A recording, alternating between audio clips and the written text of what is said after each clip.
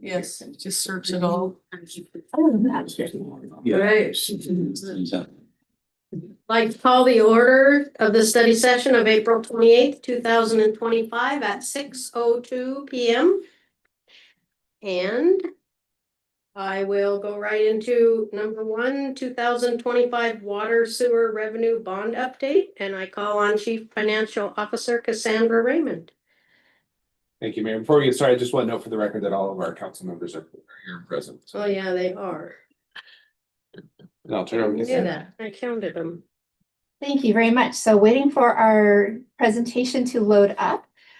This item tonight is an update on ordinance number 2918. That was an ordinance passed in February of 2025 that delegated authority to city staff to issue long-term debt in the form of water sewer revenue bonds for the utility portion of the Public Works Operations Facility.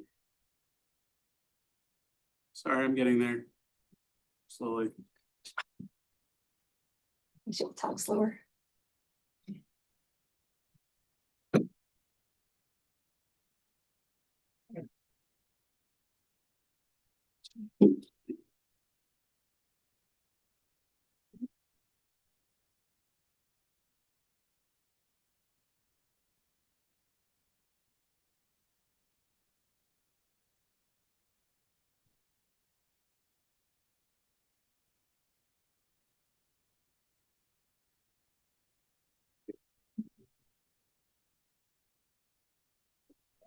So this is a project we have been working on for years, since at least 2017. And this has been a project that has had a multi-pronged funding structure.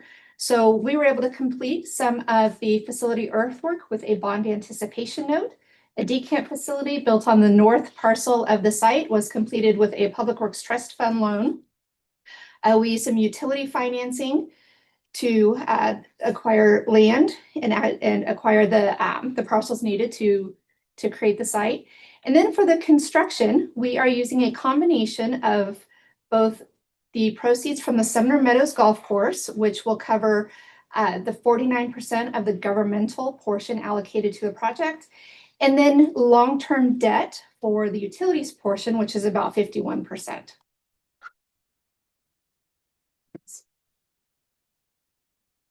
So again, ordinance 2918, this authorized staff to finalize the terms within a certain set of parameters for construction and equipping a portion of phase 3, which is the actual building site of the Public Works Operations Facility, as well as pay off the utility portion of the bond anticipation note that was issued in 2023. Under the ordinance, the authorized representatives were the mayor, myself, city administrator, and our deputy city administrator. In addition, as part of this process, we put together a ratings team. This ratings team was the coordination with Standard & Poor's to provide a rating for our debt issuance. And that was our authorized representatives with the addition of Michael Kosa, our public works director, and Andrea Marquez, our city attorney. D.A. Davidson served as our underwriter, K&L Gates as our bond counsel, and then we had ratings analysts assigned by Standard & Poor's. Just a little, just to clarify, the city itself doesn't receive a rating. What is rated is the actual bond issue, so it's the debt that's going out. We did not currently have a rated debt issue because we didn't have outstanding general obligation or water sewer revenue debt. The last rating we had was in 2008 for our LTGO. That was through Standard & Poor's. That was an AA+. That had been raised midway through the debt cycle from the original AA that was issued in 2017. Our rating provided by Standard & Poor's for this 2025 series is an AA. That is an investment grade rating. That's in the top 3 of the ratings that are in the S&P rating structure. And that's an intensive process. We were not surprised by the amount of effort and the data gathering and the information required, but it was a big lift. When S&P is doing a rating, they're looking not only at your financials, they're looking at your management strategies. They're looking at your fiscal strategies, your financial policies. They're looking at your city council. And for a water sewer, for a revenue-backed rating, they're also really diving in depth into your infrastructure. What has been your maintenance plans? What are your plans for development? What is your cash analysis? What is your funding strategy? So I want to thank the entire city team for really going through and really on a tight turnaround, pulling together an incredible amount of information to get that AA rating.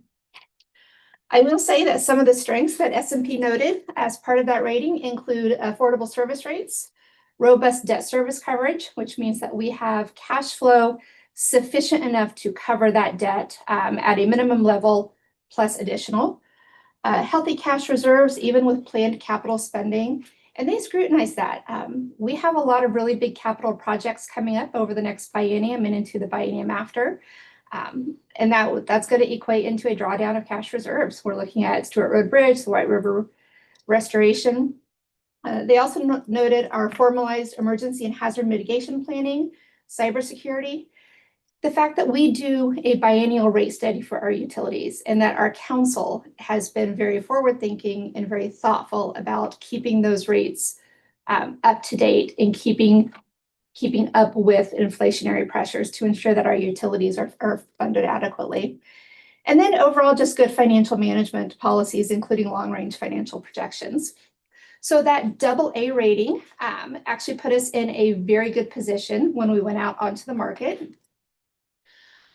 Under Ordinance 29818, our maximum par was $29 million. We ended up issuing $26,595,000. The final maturity date under the ordinance was no later than 30 years. We issued for 25. Maximum interest rate, we issued at 5%. The ceiling was 6%. And our maximum true interest cost was 4.52%, with the delegation expiring under the ordinance in 2026. And of course, it expired when we closed on our debt issue, which was on last Thursday, April the 24th. It was a bit of a roller coaster getting into the market.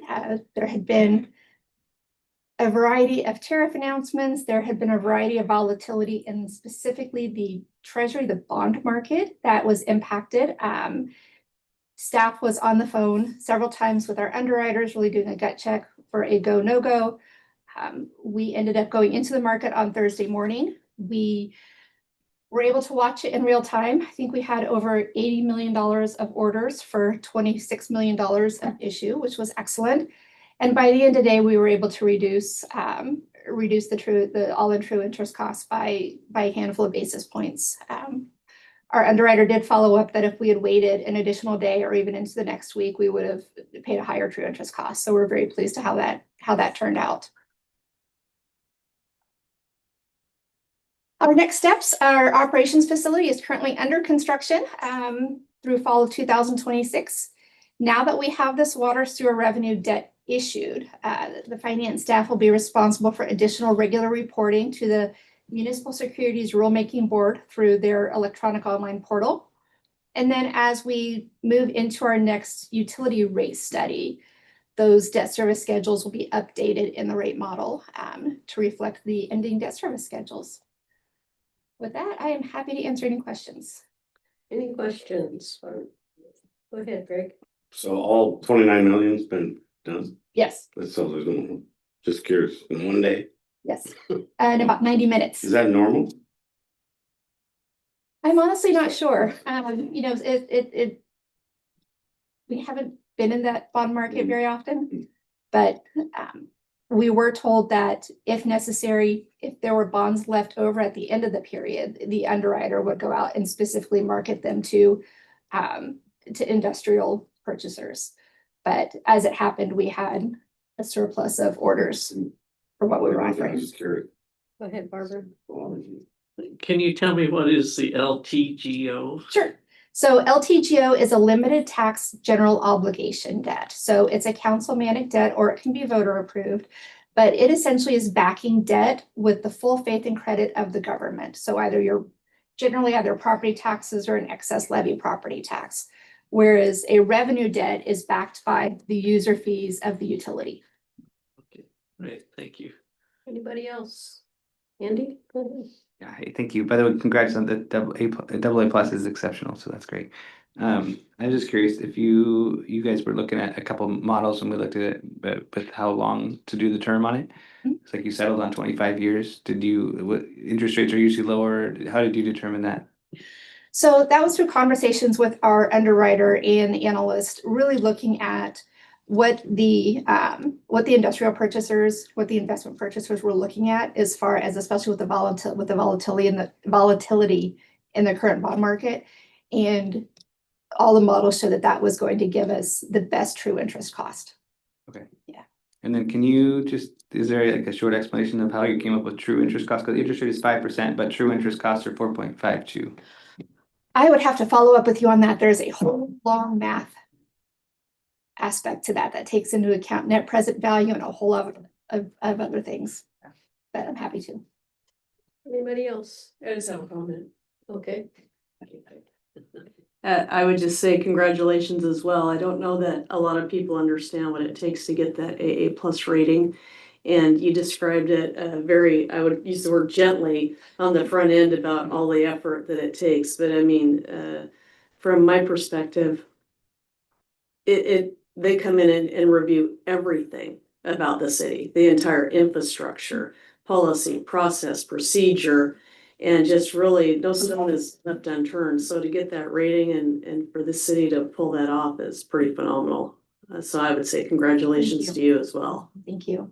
I do want to clarify, it was an AA rating for this one with the potential to move that into an AA plus as we are further evaluated as we start to spend down those capital funds. Hey, Councilmember Kenna. Yeah, and just a comment, just kudos to you and your staff and the whole team here. Like Deputy Mayor Bowman is alluding to, even though I know very little about the budgeting, finance, revenue bond world, I do know, as you described it, all the exploration and discovery that they've done into the city and the work here. It's years and years and years of effort that was unrelated to this, but now demonstrates how reliable and stable we are as a city. So just great job. Please, congratulate your staff for us. Yeah, Cassandra, thanks for all your work. All I right. cannot take all the credit. I will say a lot of the heavy lift on this one particularly went to Mr. Kosa. With it being a water sewer revenue bond, they got into a lot of in-depth flow and monitoring and all kinds of detail that Awesome. Michael had to pull together. More than we want to hear about, right? More than I want to hear about. We have the best staff ever, so thank you guys for that. All right, with that, nobody else has any more questions on this. We will move on to our 2024 financial review. And I will stick with Cassandra Raymond. So I am going to preface this by saying at the risk of talking for hours, I am keeping this at a more high level when we're talking about each individual funds, but I would invite anyone who would like to get into the line item detail or more nitty gritty to please just reach out to me. And I'm happy to take a deeper dive.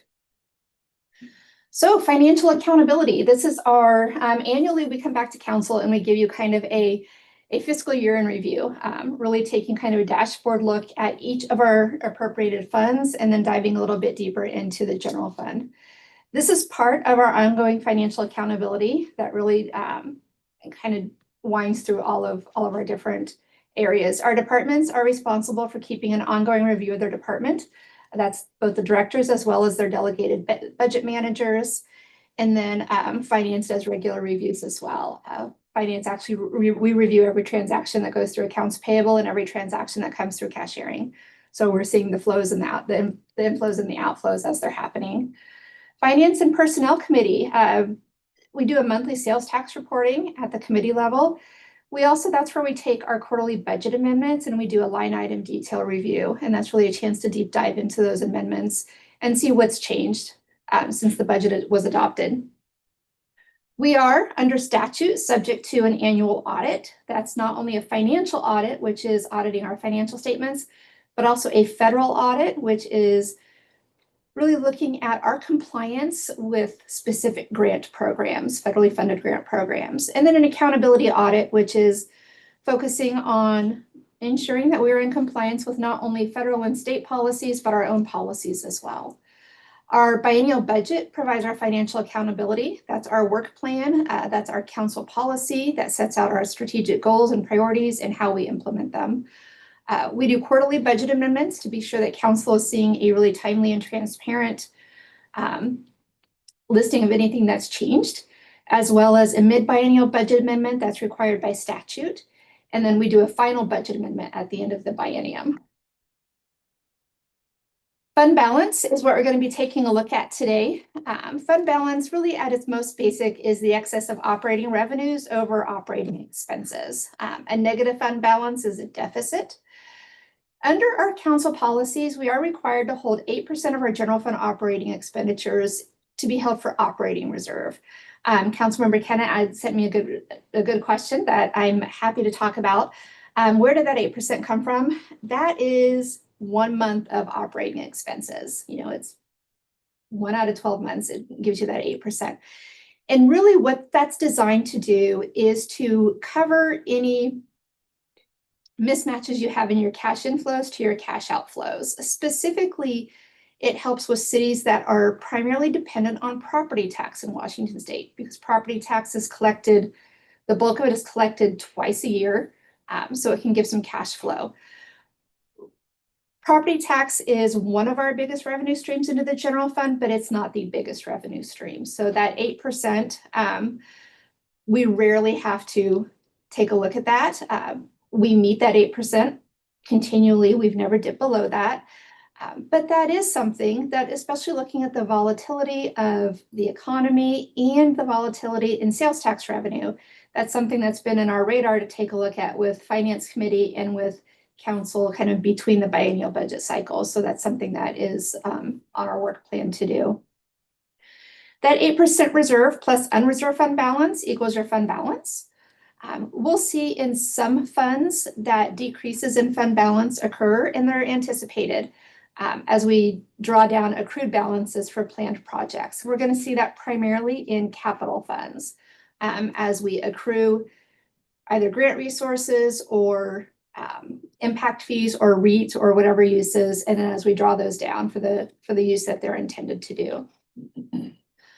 As we get into our funds, our general fund actually saw a little bit of an increase in 2024, and it was different things were all over the board. Our development revenues increased from 2023. That's not hard. I've got a slide later on. 2023 had kind of taken a nosedive in our development revenues, but we saw that recover in 2024.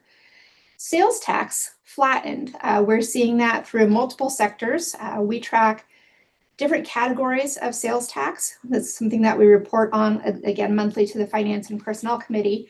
And we're seeing really volatility both in construction and in non-construction related sales tax. Our department expenditures were within the budgeted amounts. We had a little couple of variables here and there, but nothing that we weren't able to very easily identify. I'm going to come back to the general fund as we get into that in a little bit more detail. Our general fund reserves, this is our fund 002. We had no 2004 activity in this. This fund carries a balance of about $980,000. It was put into place 15 or so years ago. And this fund is a true reserve fund. This requires a council supermajority to access. And it really is just, that is our rainy day kind of reserve. Our building reserve fund, our fund balance increased. This has an annual transfer in of $100,000 from the general fund. And this is to accumulate resources for building maintenance and improvements. The last use of this was in 2023 when this fund helped replace the roof here at City Hall. There is some activity programmed in this fund for the 25-26 biennium for the windows and the brick here at City Hall. But we didn't have any activity in 2024. And again, I think that's a really good example of, we're going to see the fund balance in 003 increase as we're accruing resources, and then we're gonna see that drop down again in 2025 as we do those intended projects. Fund 004, this is our capital reserve fund. This is a new fund. This was just created in 2024, and this holds the proceeds from the Sumner Meadows Golf Course sale. We'll see this fund balance dip in 2025 as proceeds from that sale, as authorized by council, support the governmental portion of the new operations facility. As we get into our special revenue funds, our Complete Streets Fund, that dropped fund balance. I think that dropped back down to a 0. Complete Streets is a fund that specifically is funded by the Transportation Improvement Board Complete Streets Program. So as we receive funding, we do projects, we get the funding, and then the fund balance drops back down. We were awarded additional TIB grant funds for this upcoming state fiscal year, so we're going to see that fluctuate still a little bit over the next biennium. Our Drug Enforcement Fund, this is Fund 105. It decreased by just a couple of $1,000s. This really does have minimal activity. This fund was put in place years ago when we had a lot more seizure activity and shared revenues from drug seizure and drug activity. That pretty much has gone away. So we don't see a lot, but this fund still carries a balance, and it is still restricted. It's restricted for very specific criminal justice uses that deal with drug enforcement. So we'll use this occasionally for some training or for some equipment. Our tourism tax fund, that fund balance increased. Our collections were a bit above forecast, but primarily we had lower than forecasted expenses due to timing. And a lot of that was our wayfinding project was deferred over into 2025, the bulk of those expenses. And so we'll see that drop down back in 2025 as we expend that. ARPA, our ARPA fund actually went up a little bit, which is a little kind of counterintuitive because we should be drawing that down and spending that. But that was the return of some unspent funding that had originally been allocated for Bus Up as well as the Portland Loos. We returned that to Fund 115, and then we re-obligated it to use on access, intrusion, and control for city facilities. So the fund balance, because the money was returned, went up. We're going to see that drop down in 2025 as we spend those obligated funds. In debt service, our debt service fund, that's Fund 200, that increased. That was just for, that decreased for scheduled debt service.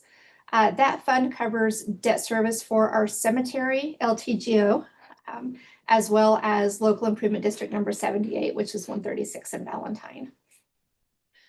We do have an LID guarantee fund, that's Fund 221. That has a balance just sitting in there by statute because we do have an active LID. We're required to hold a certain percentage of outstanding LID principal in that fund as a safeguard. So that just will sit there until LID 78 is complete, which has about 4 more years. As we move into the capital funds, Sidewalk Capital Fund, we had a lot of activity in 2024, and so we saw that fund balance draw down. ADA compliance, our volunteer sidewalk program, Elm Street sidewalks. The funding into this includes both general fund support specifically for ADA compliance and volunteer sidewalks, but also a variety of capital grants from both federal and state. Our REAP fund increased its fund balance. We collected about 78% of our forecast, which actually was pretty good. This activity is completely dependent on real estate activity. So this is the real estate excise tax that is imposed upon all real estate sales. A certain percentage comes to the city. And we're statutorily limited on what we can use that for. There's a variety of guidelines. We didn't have any activity in 2024, and so we saw that fund balance increase.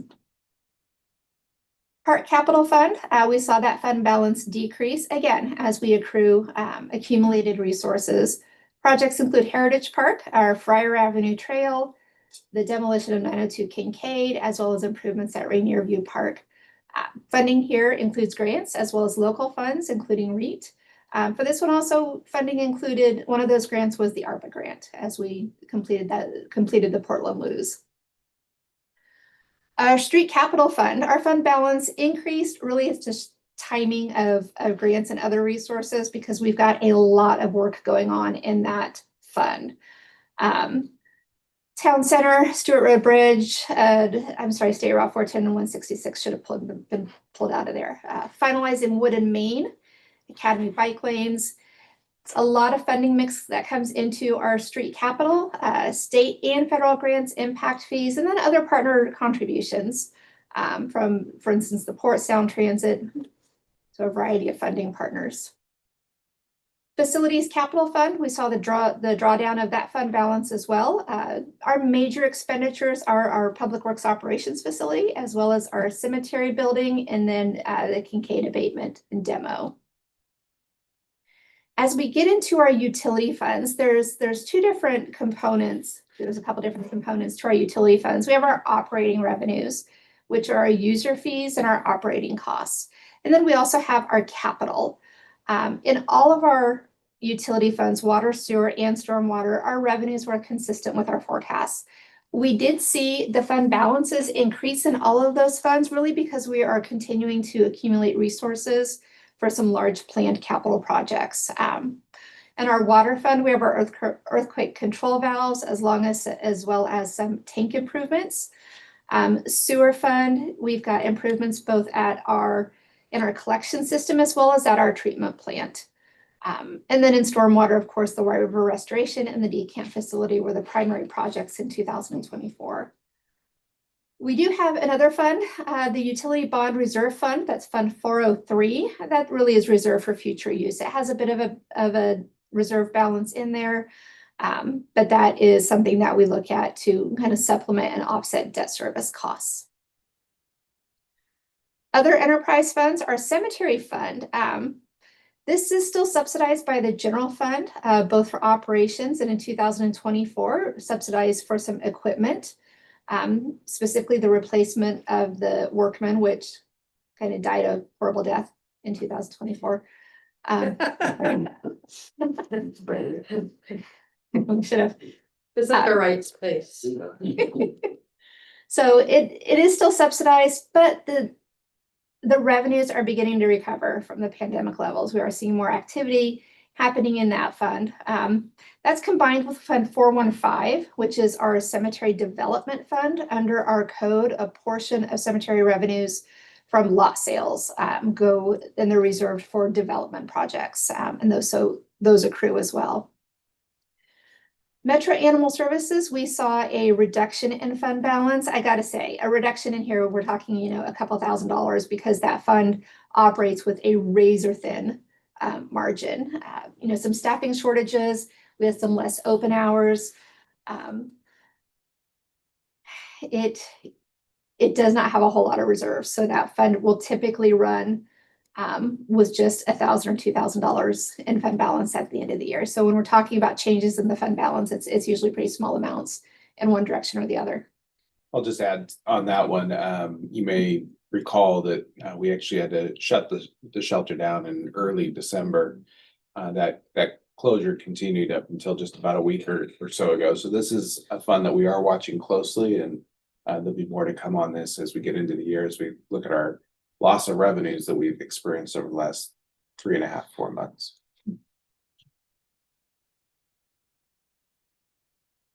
Internal service funds. These all had a drawdown in fund balance, and honestly, that's what we want to see. If you are continually increasing the fund balance, specifically in your internal service funds, then you really need to consider if you are over collecting. So we expect to see this happen. Our unemployment insurance fund, we're self-insured for unemployment. We get claims from Washington State. We pay them upon receipt. When claims exceed the cash balance in the fund, then we require a transfer from whatever fund the employee claim where they were originally, where their labor was posted out of. So if it was a general fund employee, then we'll transfer that cost out of the general fund into unemployment insurance fund, water fund, same thing. Fleet operations, this is an internal service fund that handles, again, this is all of our rolling stock. This is a lot of our heavy equipment. So this is all of the labor as well as the operating costs for the maintenance and repairs of that equipment fleet. That is supported by user funds. We have a rate model that allocates that out to all of the user funds and even in the general fund to specific departments. But we are continuing to see that that fund balance draw down because we have increased labor costs. We have increased supply costs and fuel costs. As they go up, they're going to draw down this fund balance. So we'll be looking at that rate model again this year to make any adjustments that we need to. Information services, this fund is all of our information technology. It's supported by the user funds. Any cost that can be directly attributable to a specific fund or department is under that rate model. And then anything that's more of a general cost like server network costs are allocated out based on FTE. We had some 2024, it included some purchases that had been initiated in 2023, but because of supply chain issues, we didn't get until 2024, and they got to be paid in 2024. We had the same thing happen in Fund 555. That is our fleet replacement fund. So that accrues all of the replacement contributions to replace our rolling stock and heavy equipment. It is kind of a roller coaster with supply chain right now. We ordered 5 vehicles in 2024. We received 3. We also received a vehicle that was ordered in 2022. And when I reached out to Fleet to get this information, we also have one that was ordered in 2023 that we still don't have yet. So we are continuing to see some fluctuations as in that fund balance because they get ordered, the funds are obligated. But then because we report on a cash basis, we actually see the cash go out when we get invoiced for it. We don't pay for it until we actually receive the equipment. So we have several purchases that have been delayed by long lead times from 2023 to 2024, and even again from 2022, and then we'll continue to see that into 2025. Our fiduciary funds typically are funds that are not going to see very much activity by statute or that cannot see any activity by statute. The Cemetery Endowment Fund is a restricted permanent fund. Per our code, 10% of all lot sales are dedicated to perpetual care. We are not able by statute to use the principal balance of that fund. We can transfer the interest and use that for operating costs, but we just let that reside in that perpetual care fund. Our Developer Impact Fee Fund collects impact fees for parks, fire mitigation, and streets. We typically don't forecast revenues into this fund because it is completely development dependent. And then we don't program just regular transfers out of these funds. These are programmed project specific as transfers out to the capital funds as part of our budget process or part of our amendment process. So our firefighters pension fund, this is funded through both a state shared revenue and a general fund subsidy. We did see our fund balance increase. It was only by about $1,500 in this fund. So we continue to watch this carefully. It maintains, kind of a very thin margin. We're able to estimate pension cost. We're also able to estimate, we're responsible for any medical costs that aren't covered. So we're able to estimate that based on some history. Really where we still continue to see risk is if any of the participants have long-term care needs, and we have a responsibility for at least a portion of covering those long-term care needs, which can add up quickly. So our employee trust fund, this doesn't have a lot of activity. This accounts for employee contributions for our dependent care assistance. So that really is, it's a program where employees can contribute pre-tax dollars for dependent care and then withdraw it when that care is received. This used to have a lot more activity back when it was also a healthcare cafeteria plan, but under our current plan, we don't offer that any longer. So this is just a handful of participants into that trust fund. We're always going to see that draw down based on timing because the contributions come in from the pay cycle and they go out as soon as we receive a claim from the employees. Before I jump into the general fund. Are there any questions on any of the non-general funds? Any questions? Councilmember Potato. So that fire fund is not for the current employees of the fire department. It's just the ones that were covered under Sumner, and then they're still alive, and so that's why you have to. And then I'm always kind of concerned about the animal shelter. I mean, it just seems like they are working with such a low threshold of, funds coming in. And is there a way to increase what cities pay? Or is that something that's being considered? Yes and yes. Okay. So we did increase rates for 2025 to accommodate additional staffing to deal with the influx of animals that we're housing at that shelter. Mhm. And that's something that we'll continue to watch, and we have to be able to justify any rate increases based on service level changes. Right. I would say right now we have a very good working relationship with our contract cities that we provide services to.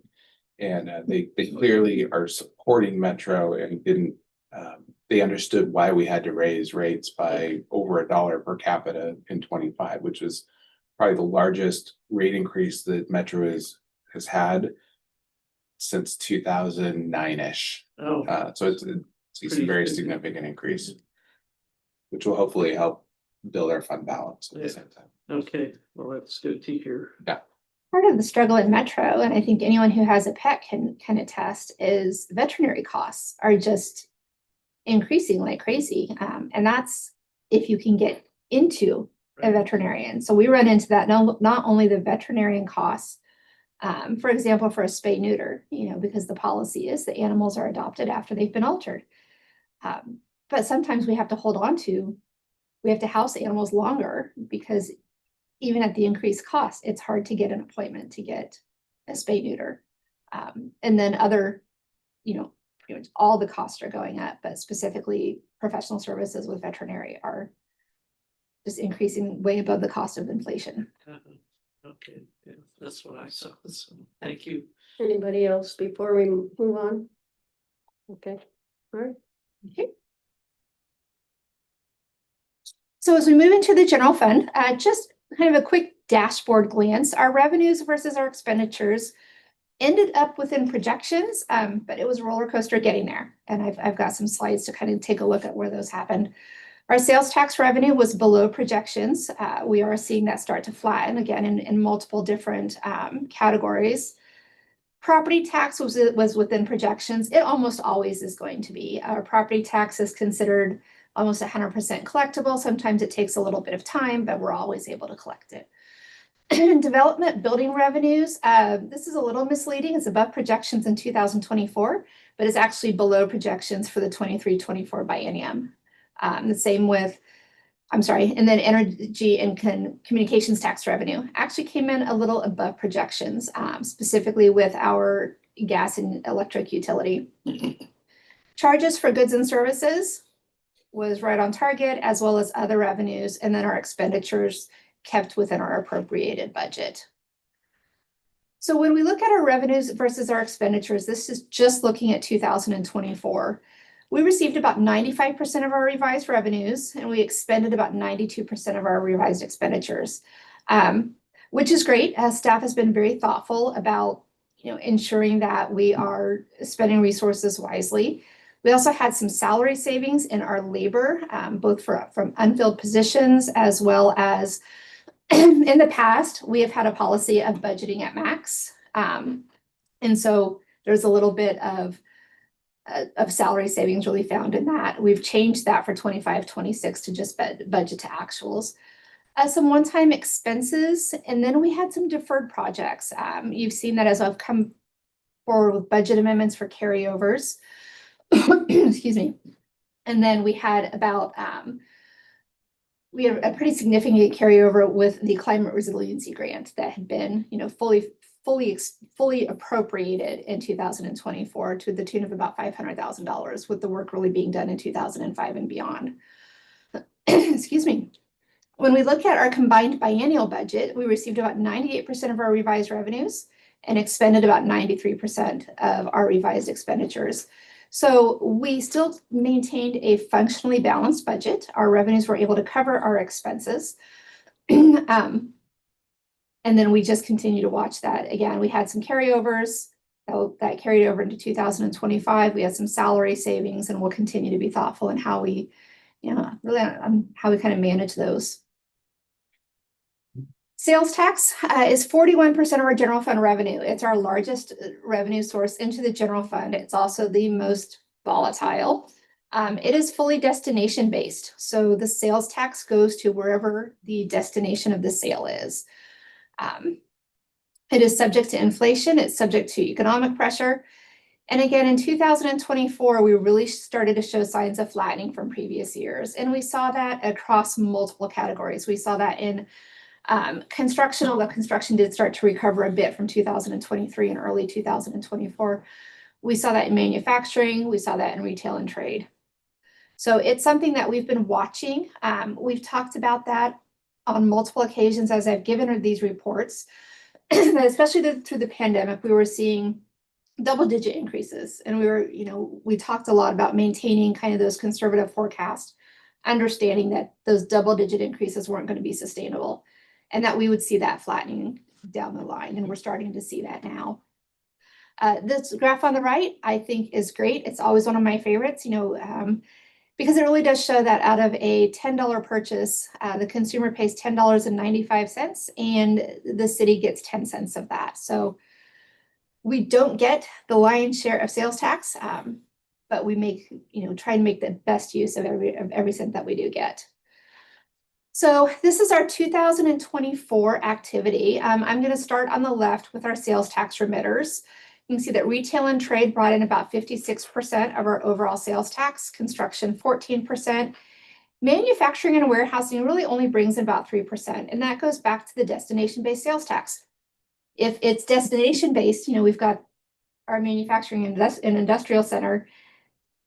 For the most part, they're really not buying things. They're producing and they're sending things out. So we're not seeing really the sales tax impact there. Really the benefit of the MICs and the property tax. They pick up more than half of the assessed valuation, and that's really how they're contributing towards the city's operations. Food and accommodations, about 5%, and then everything else makes up 22%. And that everything else includes consultant services, data services, personal services that are subject to sales tax. There's just a variety of miscellaneous categories that make up that.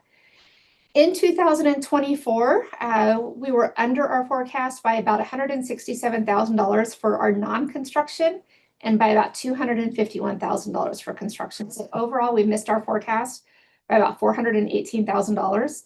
That's something that we were watching closely with our finance committee, and just watching how those were kind of trending.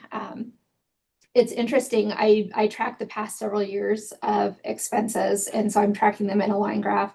And the pattern of the line graph is consistent. It's the scale that shows that people are starting to draw back on their personal purchases. You can see over on the line graph, construction is in that kind of lighter color with everything else in that lower color.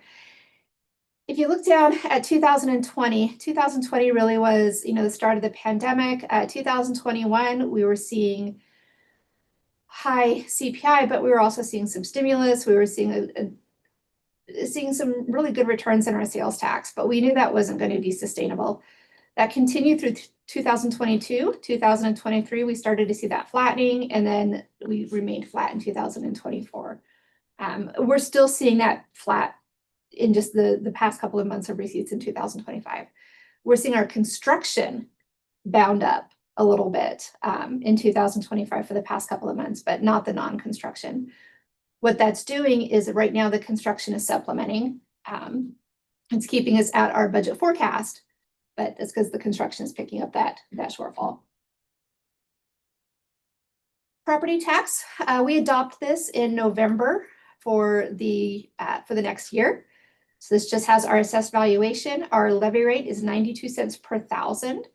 Council continued its policy of allocating funding for streets as well as the city council strategic reserve. You can see the total amount we levied was $4,956,000 and we collected 4.975. That's a good question. I saw hand go up. Sure. I'm just curious, so now the property tax is going down, but is that happening at the same time as we're starting these really significant size projects like the Public Works Building? And I'm assuming it would apply to the White River Restoration Project, so and the Stewart Road Bridge, so all those are gonna generate sales tax for the city, is that correct? It depends on the project. So certain work in the roadway is exempt from sales tax, as is the transit building is exempt from sales tax. But we will see some sales tax come in, and then we'll see those improvements added to the assessed valuation roll as they complete and come onto the tax rolls. So even though the economy might be struggling, we happen to time our projects. And from what I'm hearing, you're saying Stewart Road Bridge probably has less sales tax, but some use tax. And then you have the transit one, is that subject to use tax, you know? No. So they're just nothing, okay. Yeah. So we just get parking spaces, hopefully. Okay.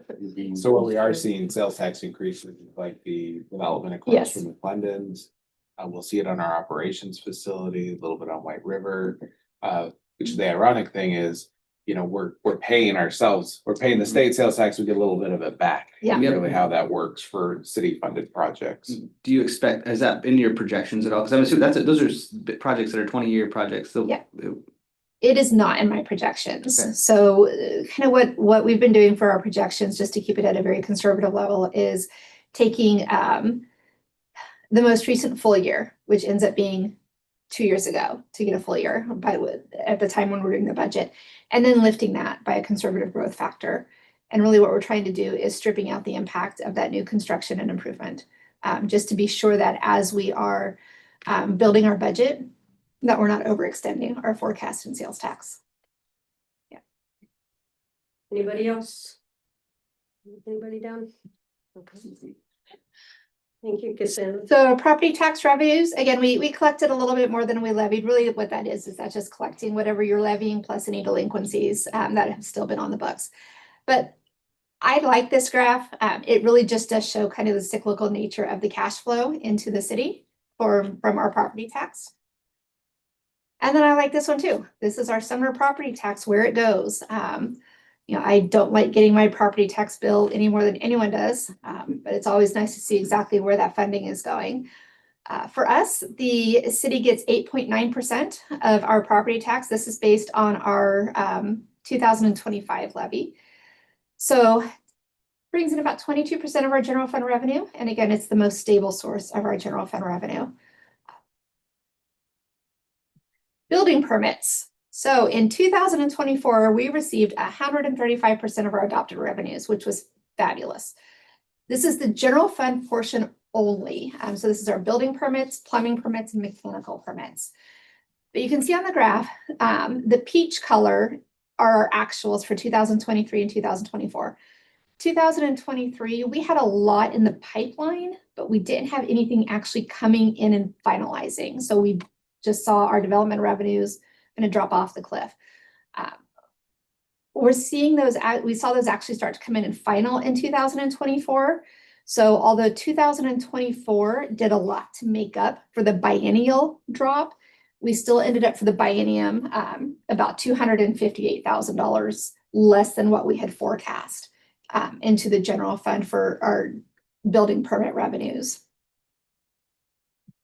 Similarly, in development review, and it's the same thing, you know, a lot of stuff in the pipeline, waiting for those things to actually come in and final.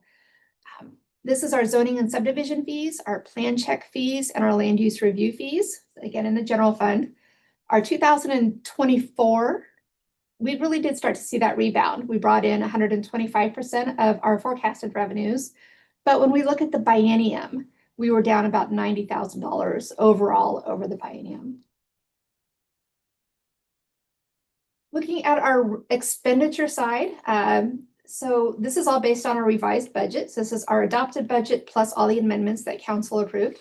2024 is the second and the final year of the 23-24 biennial budget. So our department directors under our financial policies really have the latitude to use that biennial appropriation at any point within the biennium. So some departments we see, have expenses that are front loaded, especially if they're doing projects that require professional services. And then some have things that are more backloaded. For 2024, all of our general fund programs were in line with our forecasts.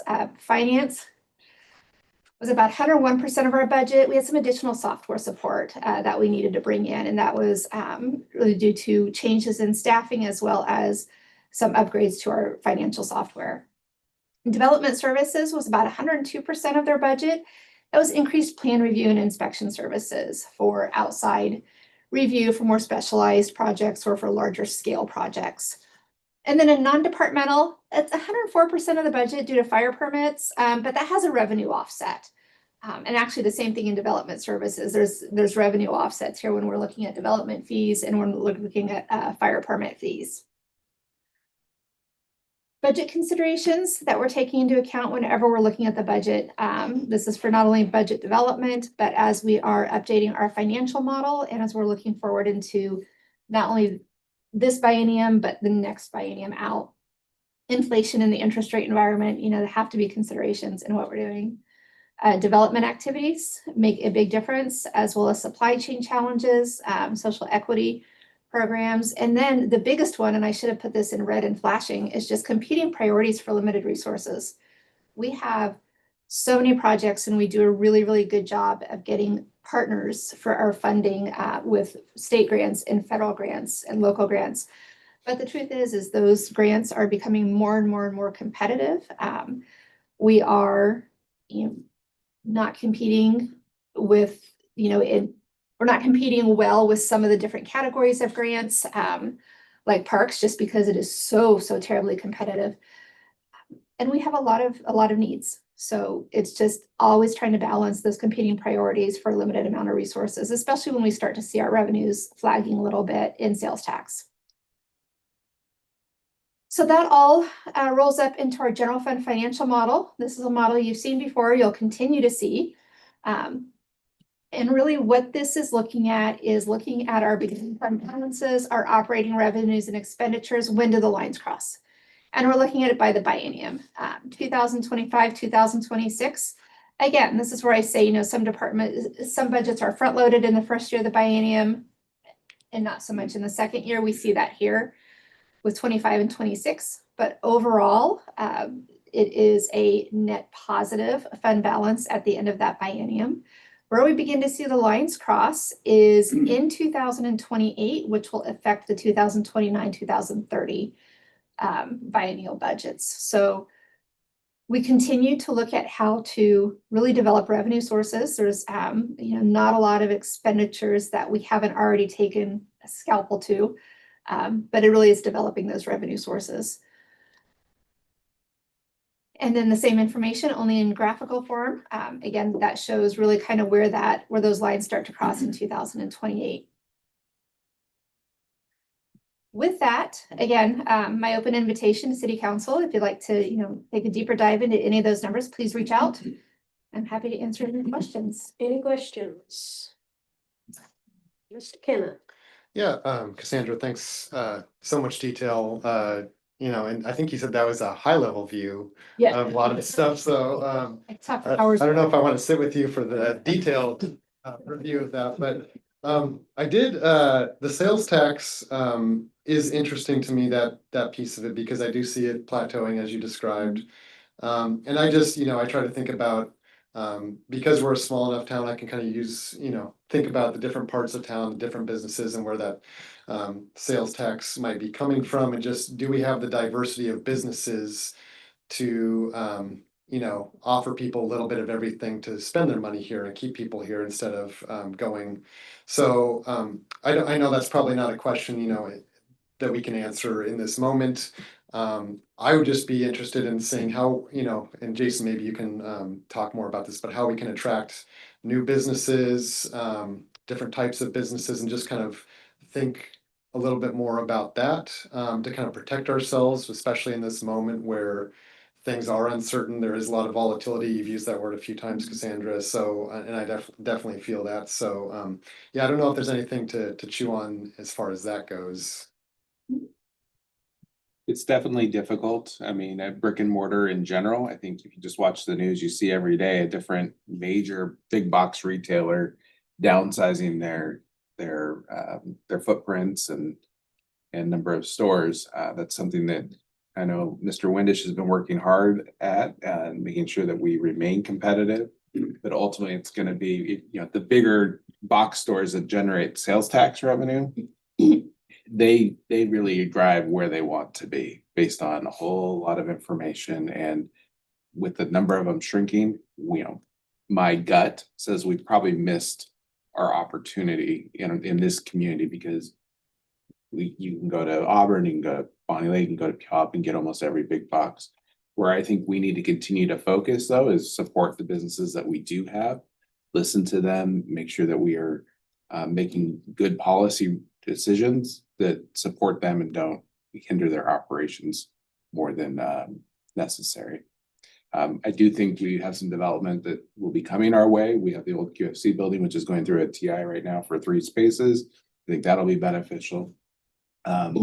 And then, you know, we are still seeing interest in the interchange commercial area along 24th. We're seeing growth out there. We're also seeing it down by the YMCA. So I think continuing to support those businesses when they come in here for a pre-app, helping them find a way to yes is important. That's what Mr. Beagle's department's doing.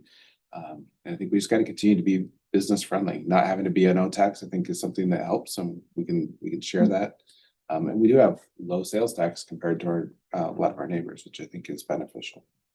Yeah, no, I think those are all great points. And it was by no means a critique of No, what's I been didn't done. take it that way. I actually think I do see a lot of new places. I've been here for 7 years, and I love to see every year or two there's new places popping up and trying things, and it's great. So and I'm a huge transit advocate. I love people to be able to get to Sumner during a weekday, on the weekends, for all the different events and things we have going on here, to spend some of that money. Hopefully, you know, that's coming in the near future. One other just kind of clarification is I saw the transit, like the Regional Transit Authority tax, Sound Transit 1, as a part of sales tax. Am I correct? Does that tail off as of like 2030, because that was part of SD3 and that will have served its purpose by then, or are either of you aware if that's gonna? I would have to go look. Okay. Just curious. Thank you. Right, let me get these two before, are you good? Are you Well, good? at the moment, I might. Okay. It's almost Go ahead. dark for her, I'm sure. Yeah. So I would just echo what Councilmember Kenna said. I know a few of us have talked about it, but I agree wholeheartedly with supporting the businesses that we have here. Councilmember Elpers and I were talking about what kind of incentives we can start looking at for the businesses in this town. Given some of the challenges I think we're gonna have now in consideration of the state passing of some taxes, and I'll say in stuff, right? There's gonna be a lot of stuff and challenges. So I think we need to think about that. A few of us had a conversation not long ago about, you know, as people begin to throttle back in terms of affordability on their spending, instead of one person coming in here and spending $500, if we can get 500 people to roll through here and spend $1, you know, it's same, $500 is $500. So I think our biggest compliment we as a council can do for the city is to keep all of that in mind as we move forward, right? When decisions are being made, and being supportive of Ryan Windish and that whole development group. So for myself, I represent us now on the Pierce County Economic Development Board. So I'm looking forward to that, see what I can glean from that to bring back here with Ryan and Jason as well. So I think you're spot on, Matt, with your comments. I just think we have to really be thinking that way now, right? I don't know that we can be complacent in our opinions and views and how we push forward to be supportive of the community. So I appreciate you bringing that up. Thank you. Any other comments down there? Barbara, See? the best, the last is the best. So isn't there a B&O tax program that's run through the Sumner Main Street, or is it Main Street Association or downtown? You are correct. So Okay. we don't have a local B&O tax, but the Okay. state still has a B&O tax. And that's a great program that you're referencing. That's the Sumner Main Street offers a B&O tax credit program where businesses can dedicate money to Sumner Main Street Association and then get a discount on their B&O tax bills the following year. Oh, okay. And so that's a win, right? That's a win Yeah. for the community because that money stays with Sumner Main Street. They can reinvest it to encourage visitors in our historic downtown. And it's also a win for those businesses that participate in it because they get a tax break the following year. Okay, good. And if anybody's listening and wants to participate in that program, contact Sumner Main Street. They'll help you out. Okay. There we go. I Good to think there know. might be somebody here. Might be a president here in the audience. Thank you. All right, anybody else before we turn it over to Jason? All right. City Administrator report. Thank you, Mayor and Council. I wanted to make an announcement tonight about the Ryan House. So last week, Nancy Dressel Ryan and Save Ryan House filed multiple lawsuits about the Ryan House. They have filed these lawsuits in multiple levels of court, alleging many different claims. And as a city, we have no choice but to defend the city and our resources. It will be expensive, both in staff time and actual funding. We're going to continue to have discussions with council in the coming months to determine how it will impact the programs and projects for which you have budgeted money for this year. So that's all I have for tonight, Mayor. All right. Okay, so we will move on to agenda setting. Council meeting, anybody have any issues with their council meeting agenda? And how about any calendar issues for anything? Oh, Mr. Elfer. I think I already took care of it with Ms. Cole, but on the, Okay. I'm missing the PCRC meeting on the 15th. so Okay. we're- All right, so we do have an executive session tonight, and the study session will adjourn for the purpose to discuss legal counsel pending or threatened litigation per RCW 42.30.110. 1I for 15 minutes, and there will be no action to follow. I adjourn this meeting at 7:04.